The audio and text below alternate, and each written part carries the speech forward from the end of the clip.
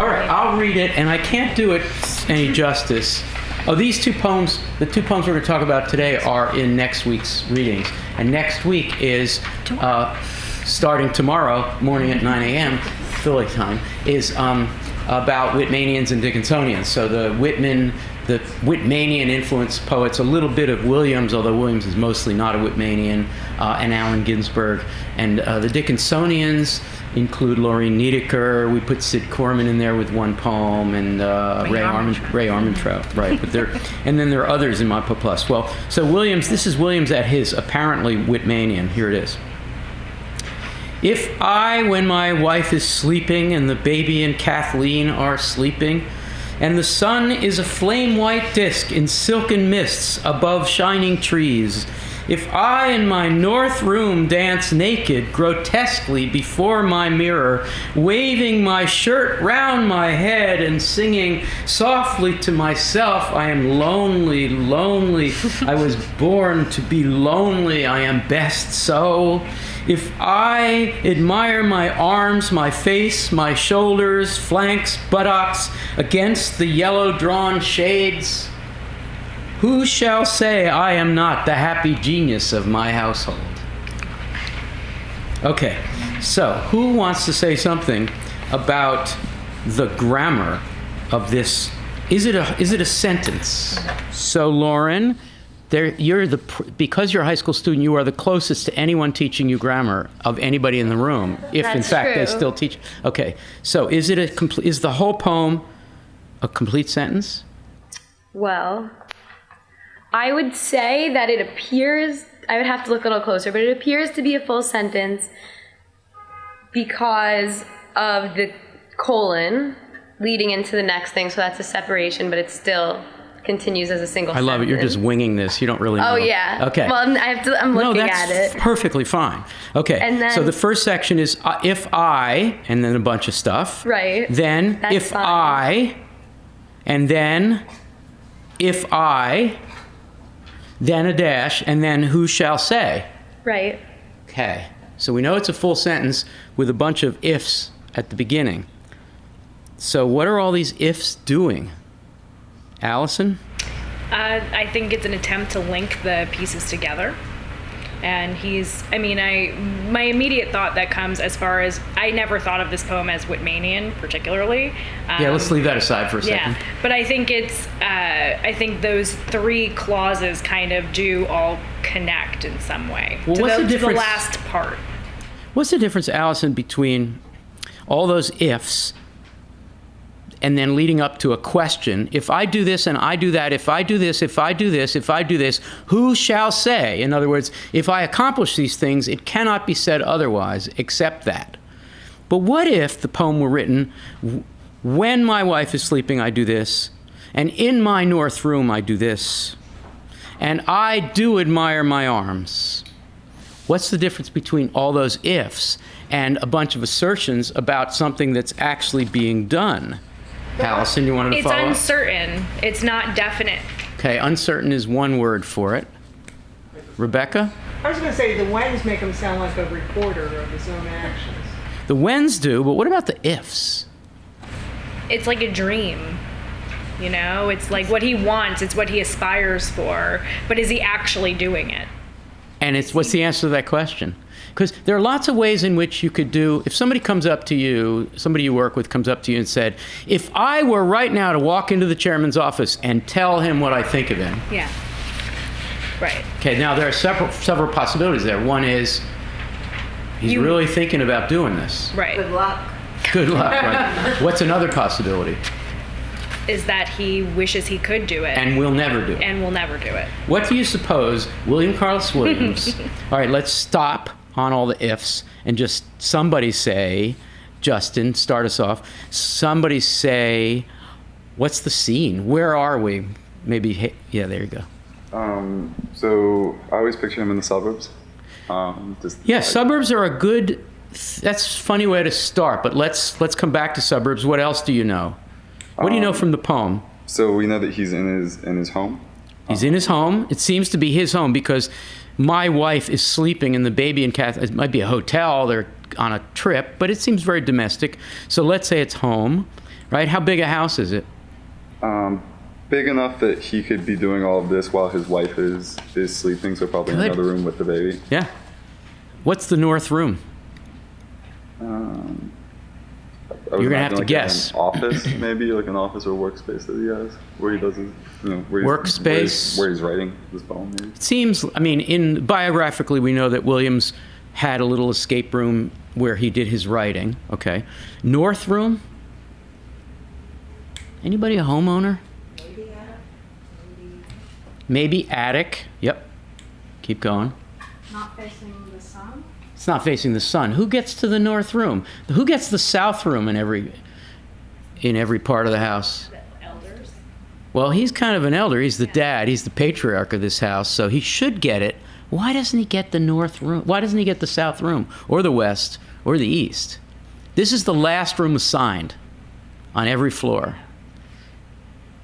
This may be part of why he's so angry. Yeah, maybe because his wife is dominating him, and she's like, well, if you're going to do this poetry stuff, you're going to the north room. I think that's a nice hyperbolic way of saying something that's probably closer to the actual biographical truth, which is that he wanted to be able to write at home, but that can't be at a time when they're bringing babies into the world, and he's got a doctor, pediatrician, obstetrician practice, and the house is full of noises and people and nannies, and so he gets the last room in the top, north room.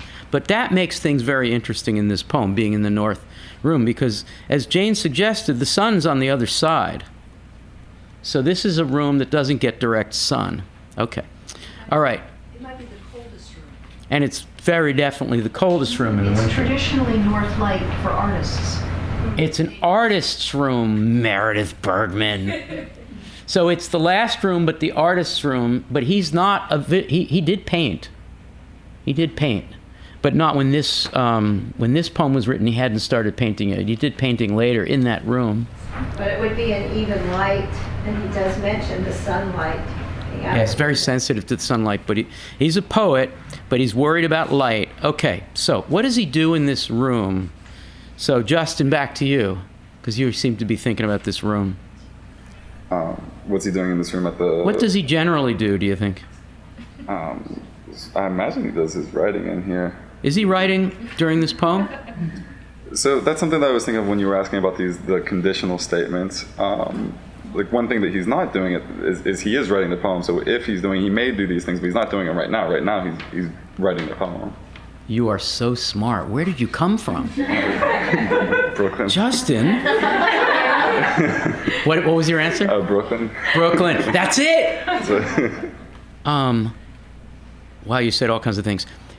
He's writing a poem now about not writing a poem, but of course, so it's a meta poem. Sorry. Okay, so what is he doing now when he writes the poem? He's writing the poem, but what's he doing in the poem that he's writing, or what's he doing in the drama of the poem? Justin, you're on a roll. he's dancing. He's dancing. Why is he dancing? Naked. He's letting loose.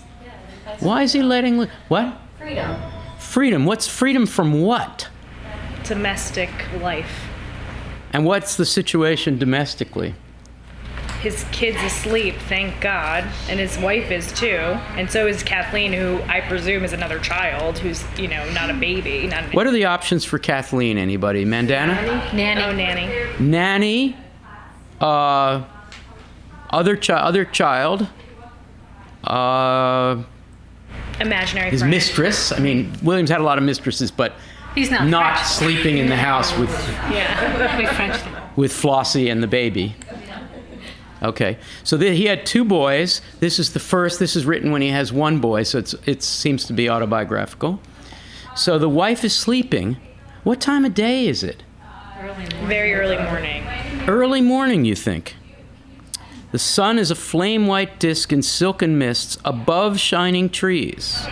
Means it just come up.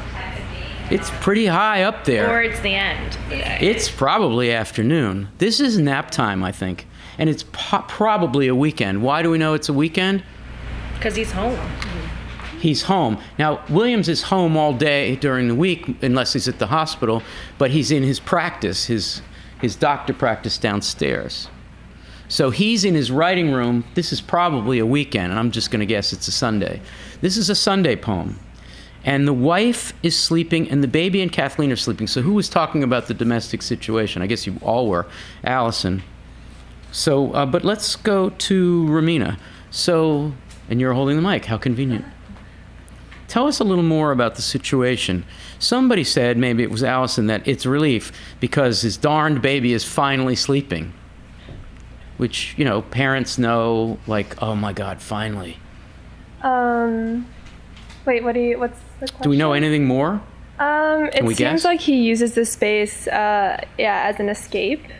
Good, Kind escape of from... like, I guess from his responsibilities and his sort of like daily, you know, the mundane aspects of his life, maybe just like the daily, his work, his family, those kind of things. What's his work? You said that he's a doctor? Mm-hmm. Any mention of doctoring in here? No. Just that he was a genius. Just that he's a genius. Thank you, Mimi. So we're going to get to that. But also so he seems- is. Go He ahead. says the genius of his household. Yeah, we're So not gonna just of the we're gonna world take a or close look at of that men or- in a little bit. But so he's. Isn't this a little bit transgressive or putatively transgressive? You know,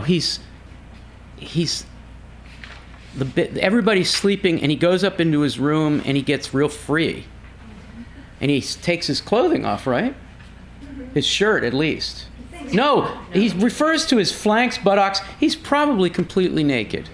He's imagining it. That's why I think He's it's conditionally naked. Breaking his heart. If I do that, he's conditionally naked. Either like the the colleague going to the chairman. If I go in there right now, and it could happen, or he's thinking about it. We don't know which. Do we care which? Couldn't it be that he was in the room trying to write and maybe blocked, and then he decided to write a poem about the fact that he's in this room? I think that's totally a possibility. And then that's why he's so happy, because he wrote this poem about, instead of not being writing able to anything. write the poem, and instead doing what? Instead of writing a poem, he took his clothes off while his wife, who's exhausted, even with the nanny, he gets to run upstairs and be the poet, claim he's the happy genius of the household. We'll get to that in a minute. Dance, right, in front of the Mirror. in front of the. Is it a mirror?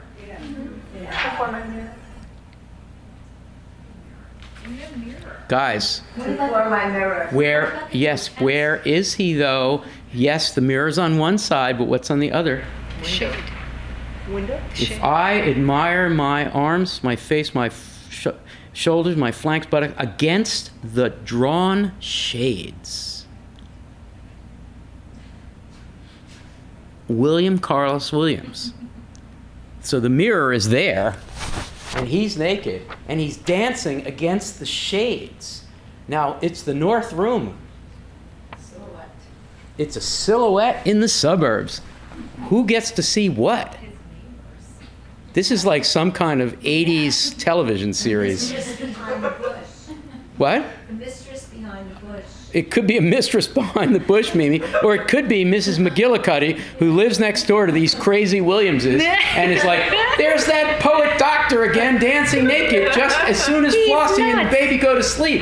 What the heck is going on here? Yeah, I mean, I care if he's doing it or not. I really You do care. I really hope he's doing it. I really Because hope it's a you're much too recollection. sympathetic to him. You mean because he's Yeah. so lonely?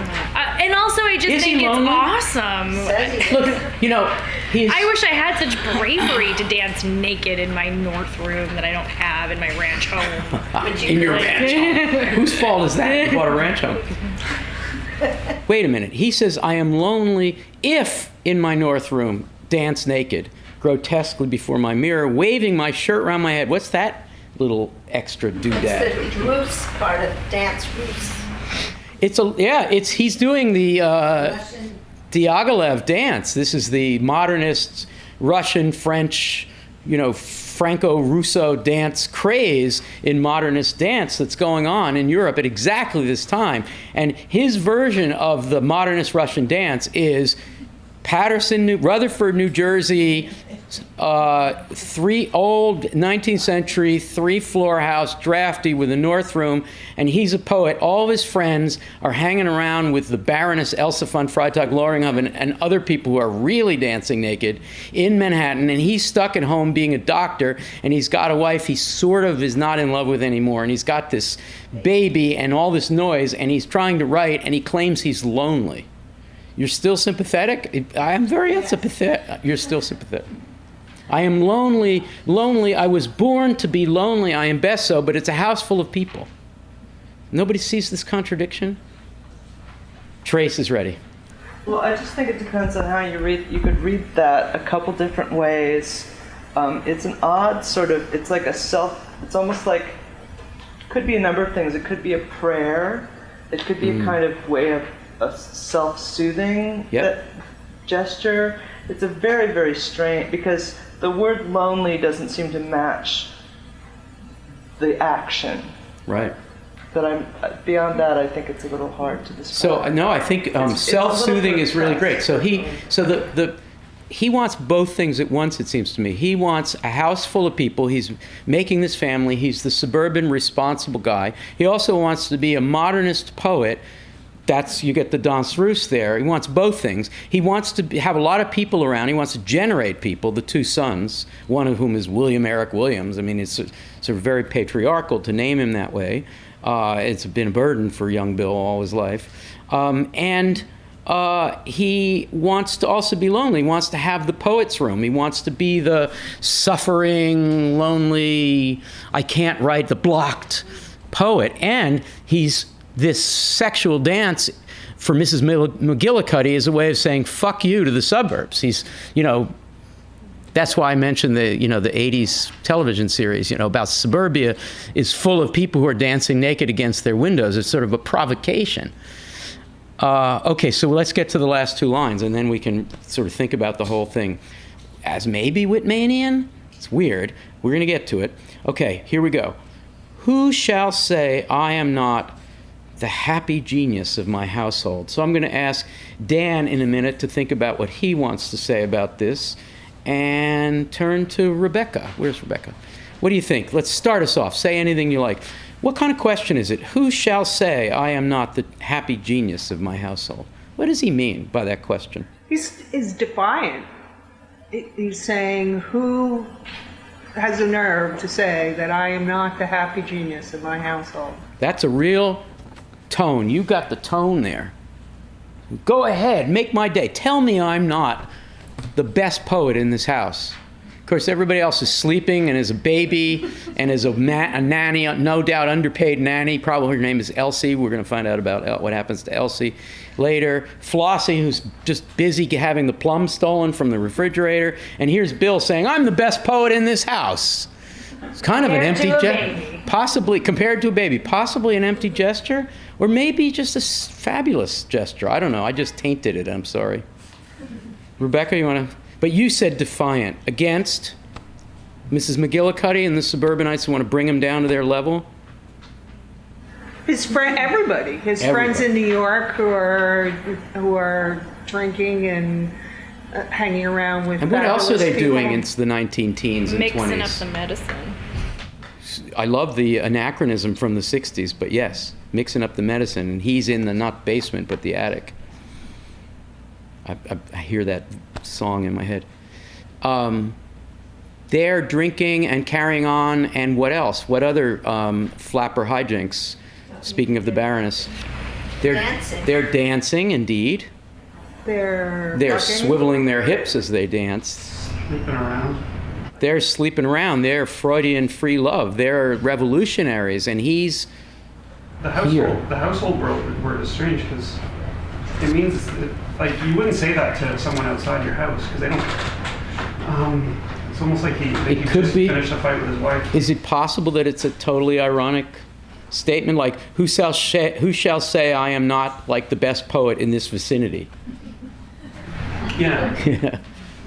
It sounds like he's directing that at his wife, who's just emasculating him. He may be mad at Flossie.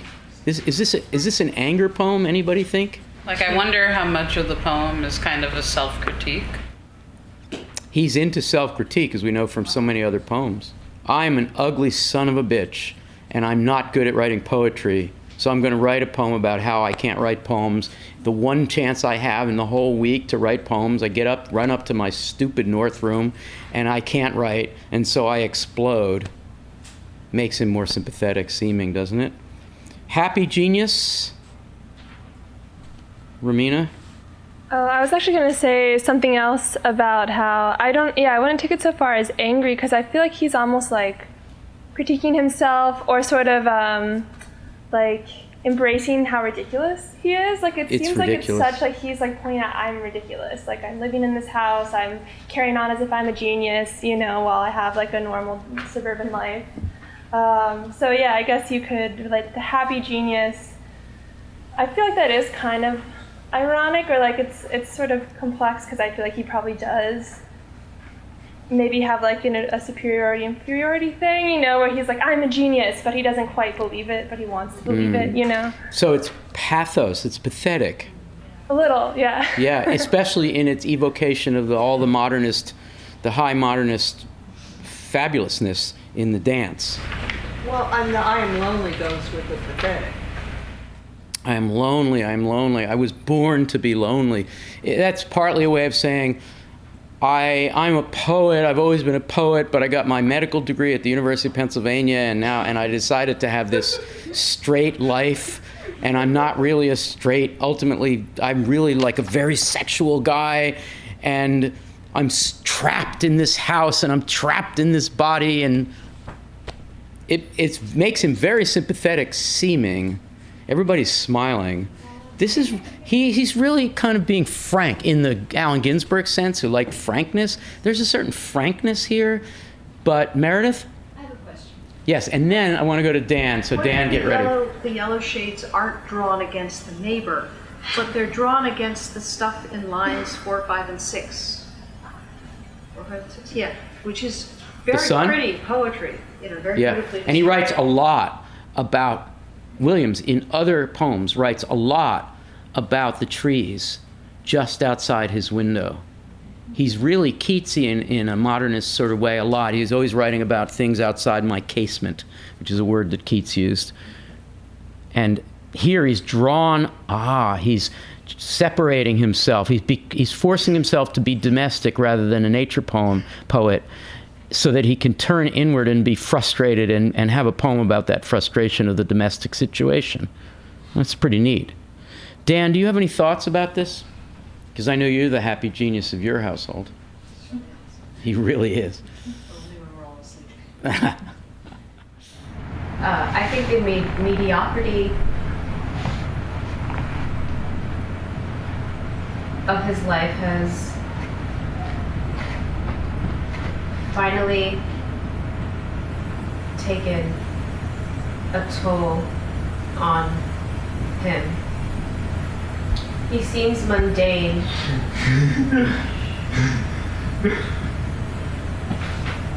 Juxtaposed to the genius he claims he is. Nice. Thank you, Dan. So let's talk about Whitman then, following from Dan's suggestion. How is this Whitmanian? Am I wrong to put this in Mod Po as a Whitmanian poem? Or at least a 20th century hassled career man suburbanite version of Whitman? That sort of gave it away. But Dan? Oh, he's asking me a question. Oh, okay.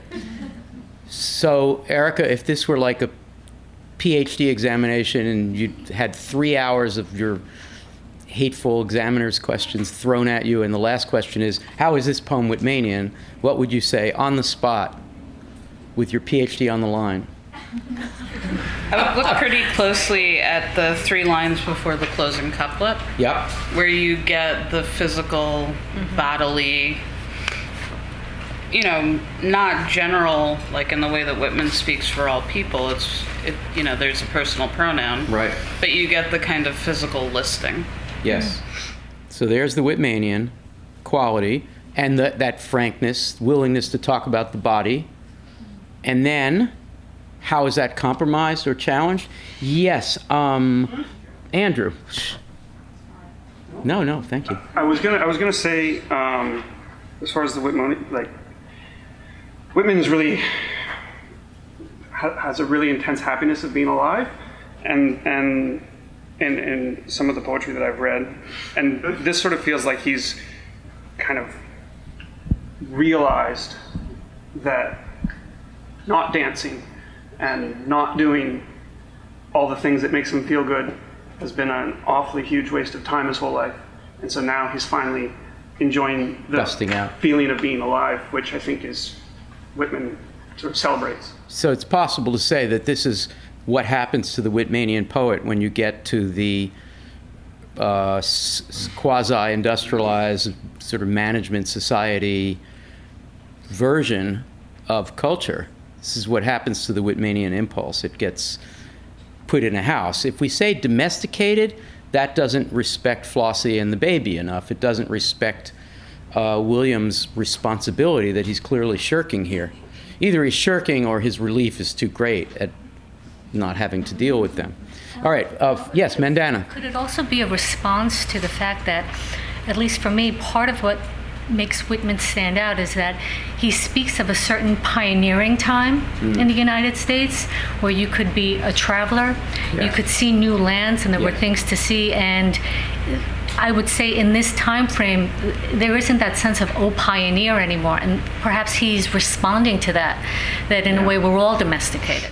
Yeah, I mean, I think it's possible in the context of Modpo to see this poem as sitting right between the Dickinsonian and the Whitmanian. I mean, Whitman says, I don't want to be indoors. I really don't want to be indoors. Let me be outdoors. Just as Dickinson is exploring the volcanic power of the domestic if you're willing to dance naked in your room. Not that she would have said it that way. Not that she would have done it either. Well, but it's all, yes. Yes, hi, 2 people came into the room. Who are you? I'm Chris. Chris. Chris Ross. Hey, Chris. Yeah, I don't know. Did you already talk about the ifs? Yeah, we did, but say it again. Well, because I'm kind of hung up on the 3 ifs, and to me, the ifs imply that this necessarily has not happened. Right. That this has maybe happened only in his head. Mm-hmm. And so therefore, with the closing couplet, who shall say I'm not the happy genius of my household, he can do this stuff in his head. Chris Ross becomes the genius. Chris Ross. Have to do it. Do you see what he just did? Do you see the move he just made? Checkmate. That's fantastic. So Chris says the ifs are crucial because he's got all this in his head. What he's actually doing, as was suggested earlier by Justin, is he's writing the poem about what he would do, what he does in his imagination, which is to be the wild poet that he cannot be as a person, that he longs to be as a person, but must be in the poems. And we should all be grateful that he either did or didn't eat the plum, but that the plum resulted in a poem long past the plum's organic life. Long, long past the organic life. If only we had that plum in a museum somewhere. But no, that plum is not important. What's important is he wrote a groundbreaking poem in which he declared for all poets that, yes, a refrigerator note in this tense domestic scene can be a poem, which was such a breakthrough. And here he's saying, it's a good thing I didn't dance because I would have gotten all of my X off. I would have had the self-soothing, to use Trace's term for this, sufficient to make it not necessary for me to write the poem that would survive. So there's a cult of the imagination here, which I think he does get more from Dickinson than Whitman. That was fantastic and a great way to end. Maybe we should, before we end, we should say something about happy genius. The word genius is extremely important in modernism, in our course in ModPo as we go along through chapter 2, weeks 3 and 4. Anybody want to say anything about genius? One of my colleagues, Bob Perlman, wrote a book called The Trouble with Genius, and it's about Gertrude Stein and Louis Zukofsky. And what do modernists have to say about genius? They're pro-genius. Gertrude Stein most of all. She's a genius and you're not. Self-proclaimed genius. Self-claimed genius, yes. Lauren, you were going to say. Well, I love like the image of a happy genius because I feel that if you're both a genius and you have happiness, then you have everything.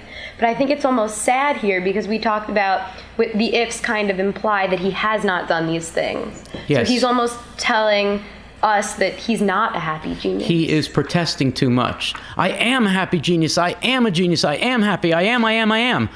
I'm lonely. I was born to be lonely. So basically, he's protesting too much and therefore having it both ways, I guess we could say. Yeah. Okay, cool. That was really great. I have one PS, which is, it really does link with Allen Ginsberg in the words themselves. Maybe not the full meanings, but I do think there's a link there. Well, Ginsberg revered Williams. Ginsberg paid homage to Williams. He visited Williams. He was more interested in the long-line later work, less so in this delicate stuff. But I think he also appreciated the so-called frankness of Williams, and they sort of adopted Williams as the elder, sexually frank. He did like to be naked a lot. He certainly did.